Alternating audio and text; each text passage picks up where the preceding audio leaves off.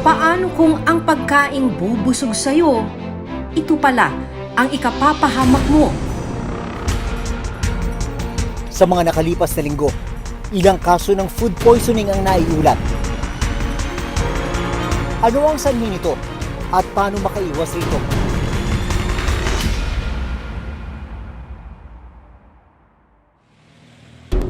Sa CCTV footage na ito sa Barangay 172 sa Tondo, Maynila, nitong July 20, 2022, makikitang nagkukumpulan ng ilang residente sa harapan ng isang tindahan ng Chicken Mami. Maya-maya pa, nagkagulo ang magkakapitbahay nang makitang nahilo at nagsuka ang isang babae.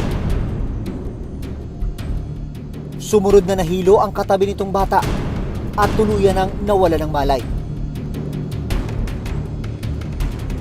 Ang itinuturong dahilan, ang Chicken Mami na nabili nila sa halagang 20 pesos.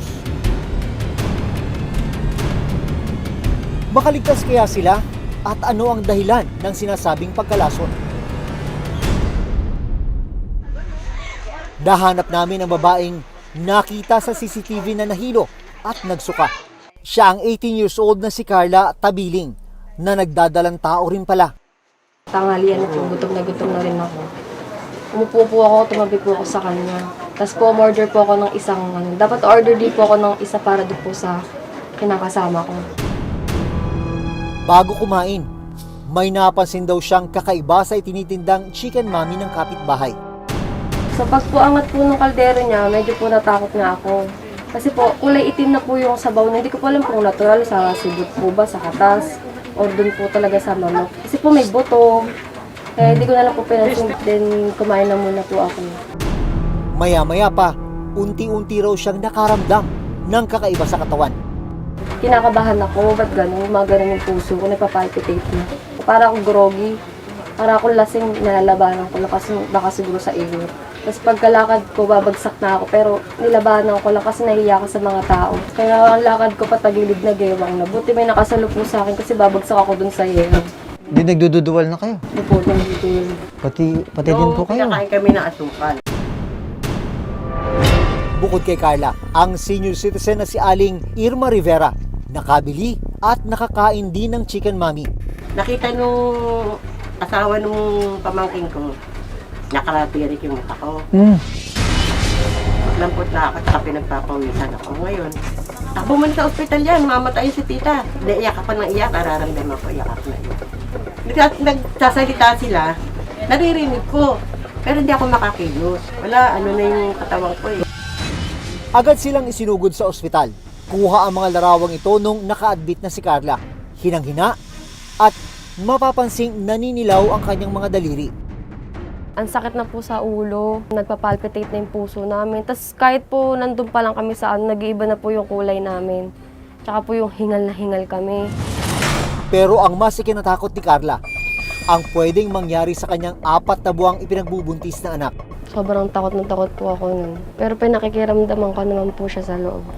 Kaya nag-ano na lang po ako, nagdadasal na lang din po ako nun. Parang okay na po yung baby ko kahit wag na lang po ako. Sa record ng Tondo General Hospital, umabot sa 16 ang nabiktima ng food poisoning sa Barangay 172.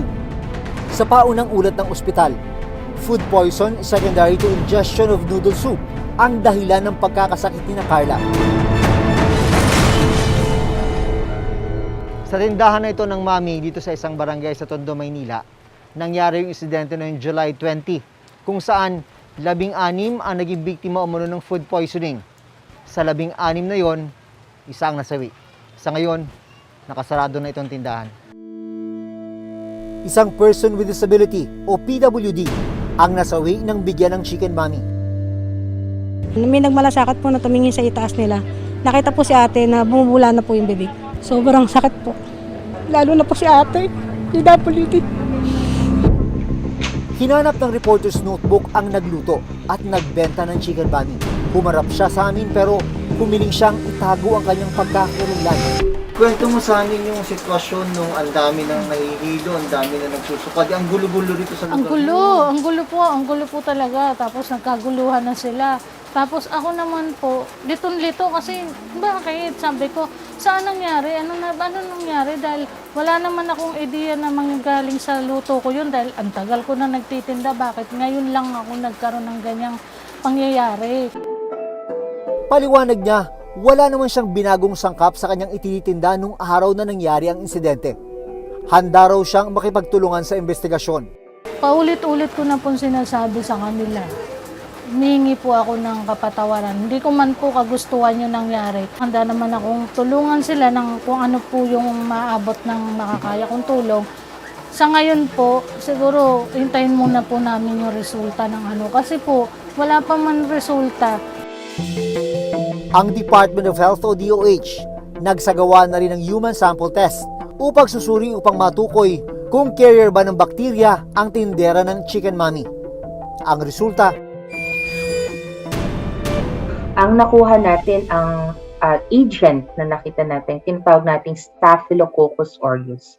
So, ang Staph aureus ay commonly nakikita sa mga balat natin, no? So, bakit may Staph aureus sa food? So, ibig sabihin, it's a sign that number one, improperly handled yung food, no? Posibleng galing doon sa food handler na i-transfer niya sa pagkain. malinaw daw na may nalabag ang tindera ng Chicken Mommy.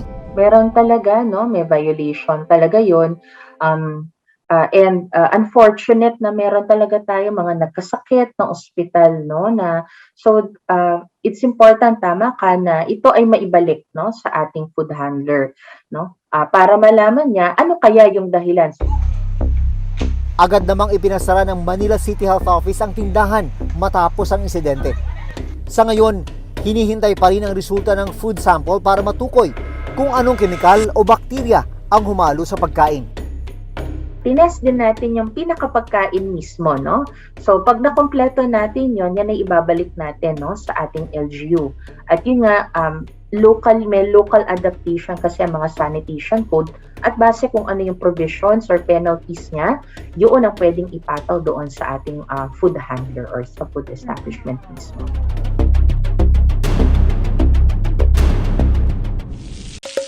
Kung pasyalan at pagkain ng hanap, madalas dayuhin ang mga night market.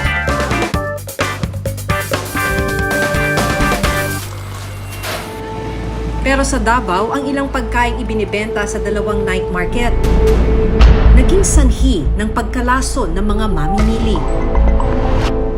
Noong July 11, 2022, daan-daang residente ang nakaranas ng pagpatae at pagsusuka matapos kumain sa dalawang lugar sa Turil, Davao City. Umabot sa 217 ang isinugod sa ospital. Ang masaklap, 6 ang binawian ng buhay. Ano nga ba ang dahilan ng pagkakasakit at pagkamatay ng mga biktima? Nakapanayam namin ang isa sa mga naging biktima ng food poisoning sa Davao City na si Beth Manlunas. Kwento ni Beth, maggagabi noong July 11 nang napadaan siya sa hilera ng mga food stall sa Rasay Street sa Turil, Davao City. Daanan ko yung street foods malapit sa amin, kaya kumain ako doon ng siomai at tapioca. Kinagabihan, nagsimula na raw sumama ang kanyang pakiramdam. Bawas ako ng parang tubig, binaliwala ko lang po noon, tapos pagkabukas, sunod-sunod na. Tapos hindi ako uminom ng medicine, kahit anong gamot. Pero ilang oras lang ang lumipas, nakaranas na rin ng pagsusuka si Beth. Dito na siya isinugod sa ospital. Yung findings ng lab ko kasi, ang result is Amoebiasis. Opo. Sa pang-5 araw ni Beth sa ospital, may pagkakataong hirap daw siyang makahinga. Ang masaklap, sa paglabas ng mga resulta ng pagsusuri, na-diagnose si Beth na may end-stage renal disease. Sabi ng doktor, resulta ito ng severe diarrhea na naranasan ni Beth. Sa edad na 21, kinailangan na niyang magpa-dialysis. Ano yung nandito mo, Beth? Catheter siya po para sa dialysis. Bakit daw? Anong sabi ng doktor? Ba't kailangan mong mag-dialysis? Kasi may pumasok na bakterya sa kidney. Kasi nag-diarrhea po ako. Tapos tumaas yung creatinine ko po, ma'am. Dahil ilang araw ang inilagi sa ospital, naging problema ni na Beth ang pambayad sa gamutan.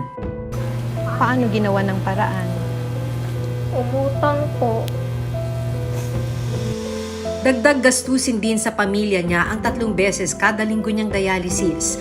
Nasa 2,500 pesos ang halaga ng bawat dialysis session. Bali, nag-loan po yung tita ko para sa pang-dialysis po. Umabot sa higit 2 tao ang nakaranas ng parehong sintomas ni Beth. Dahil dito, agad na nagdeklara ng diarrhea outbreak sa lungsod. After about 1 or 2 days na nagkaroon po ng consecutive hospital admission secondary to diarrhea, nag-declare po kami ng outbreak. Ibig sabihin, malubhang klase po ng diarrhea. No? 50% of our cases also manifested with vomiting at meron po tayong yung pangangalay ng katawan. Ayon sa Davao City Health Office, food stalls sa Rasay Street at Turil Public Market ang natukoy nilang kinainan ng mga biktima. Majority po sa kanila ay nagkaroon po ng intake ng tinatawag nating yung mga chicken products, no? At saka yung atin pong drinks, no? Such as tapioca, which is actually considered as a dessert, no? Ang masaklap, 6 sa mga pasyente ang binawian ng buhay dahil sa insidente. Reasons were acute renal failure. So, kasi po ang komplikasyon po, isa po sa malubhang komplikasyon po ng severe diarrhea is magkakaroon po kayo ng renal shutdown and which causes the acute renal failure and eventually death. Yung pinaka-root cause po ng outbreak is food contamination. Mas maghihigpit na raw ngayon ang Davao City LGU para masiguro ang kaligtasan at kalusugan ng mga mamimili. We have already directed also the Sanitation and Environment Division of the City Health Office to conduct also thorough, regular monitoring. And we have to strengthen also the overall sanitary practices and regulations of our ambulant vendors.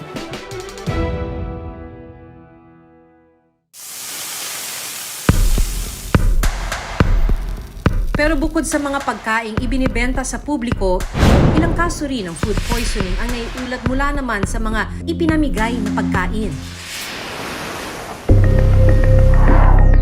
Sa Mariveles, Bataan nito lang June 18, 2022, ilang residente ang sinasabing nalason matapos kumain ng isdang tulingan na ibinigay sa kanila ng ilang mangingisda. Sa report mula sa Bataan Provincial Health Office, nasa mahigit 15 residente mula sa 4 na barangay ang nabiktima ng food poisoning.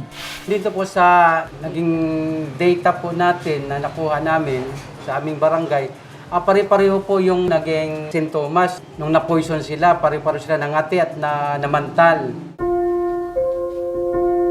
Isa ang pamilya ni Julieta Lakap sa nakatanggap at kumain ng ipinamigay na isdang tulingan. Kwento niya, nang hinayang raw siya sa mga tulingan kaya pinagsalu-saluhan pa raw ito ng kanilang pamilya. Kailangan ko talaga magtipid ngayon, kaya kung ano yung binibigay, tinatanggap ko. Kasi sayang din, ma'am, pag-ulam natin sa isang araw yun, ma'am. Ako, ma'am, iba na yung nararamdaman ko na hindi na ako makahinga. Naninikip na yung dibdib mo, tapos wala na akong nakikita, ma'am. Tapos yung mata mo, pulang-pula na siya. Ito po yung sa picture ng asawa ko nung nakakain siya ng tulingan. Namumula, ma'am, at saka nagpapantal-pantal po siya kasi hanggang batok na magapa yung batok niya. Ang 8 taong gulang na anak nilang si Errol nakaramdam din ng pagkahilo at pananakit ng buong katawan. Para po sumasakit yung buong katawan ko. Natakot ka nun? Opo. Sa ginawang investigasyon ng Local Health Unit sa Mariveles, lumalabas na galing sa mga mangingisda mula sa West Philippine Sea ang tulingan. So sa dami po ng kanilang huli, hindi po naubos na binta, inabutan po ng pagkasira, inulang po sa yelo. Nabilasa po siya. Paliwanag ng Department of Health, maaaring kontaminado na ang mga tulingan na naging dahilan ng pagkalason sa residente. Kahit nga ito, mga naluto na talagang pagkain, pero pag hindi pa rin siya na-store ng tama, kailangan talagang obserbahan yung pagkain. At kung meron tayong any doubt, no, na hindi malinis doon sa pagkain, huwag na natin kainin. Nitong nakaraang linggo, 9 na magkakaanak naman sa Cebu ang isinugod sa ospital matapos manghina, mahilo at magsuka. Ang sanhi ng kanilang pagkakasakit, ang nahuli at kinaing botete o puffer fish. Kuhaan mo ugat gawa sa ugat ang kanang bihod dili ko na iapil. Aksidente na ito siya baka kuhaan na kay palabay to sa mamahan niya. Maswerteng nakaligtas ang 8 sa mga pasyente, pero ang ina ng pamilya na si Romana idineklarang dead on arrival sa ospital. Dako-dako umang itong bihod iyang na kaon kay pero din siya. Ayon sa Bureau of Fisheries and Aquatic Resources o BFAR, nagtataglay ang puffer fish ng nakalalasong neurotoxin na tinatawag na tetrodotoxin. Posibleng maging dahilan ito ng lung at heart failure kapag nakain. Kaya mahigpit na ipinagbabawal sa bansa ang pagkain nito. There's no regulation about eating puffer fish and there's no regulation about capturing o manghuli ng puffer fish. Puffer fish, generally, pwede yung kainin. Kaya lang, we from the Bureau of Fisheries and Aquatic Resources recommends not to eat that species of fish. Kasi may toxic substance yan sa internal organs. Ayon sa DOH, noong 2019, umabot sa mahigit 15,000 ang naitalang kaso ng food at waterborne diseases sa bansa. Sabi ng DOH, agad silang nagsasagawa ng investigasyon kapag may naiulat na kaso ng food poisoning.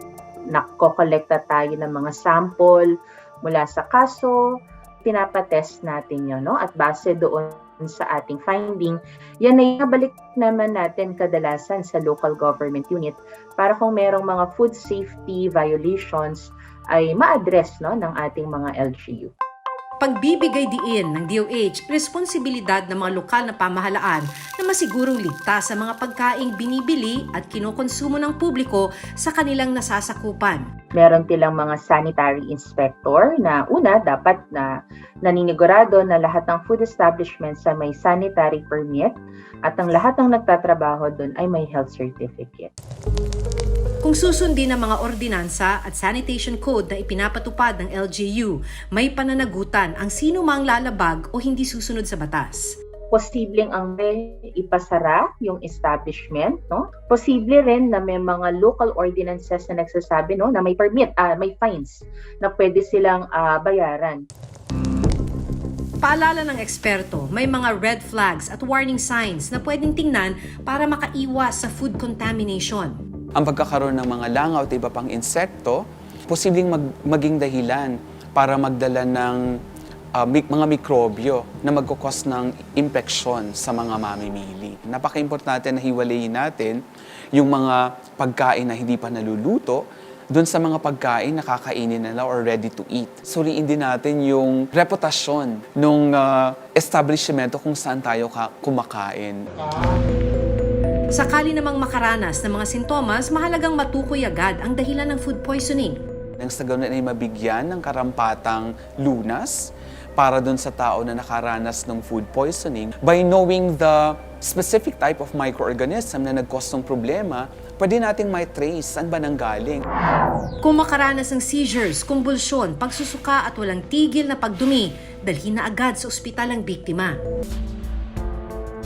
Mahalagang sundin ang tamang handling at sanitation para maiwasan ang kontaminasyon at pagkalason sa mga pagkain. Responsibilidad ito ng lahat para masiguro ang kaligtasan ng publiko. Kailangan ding mas paigtingin ang pagbabantay ng mga lokal na pamahalaan dahil buhay at kalusugan ang nakataya rito.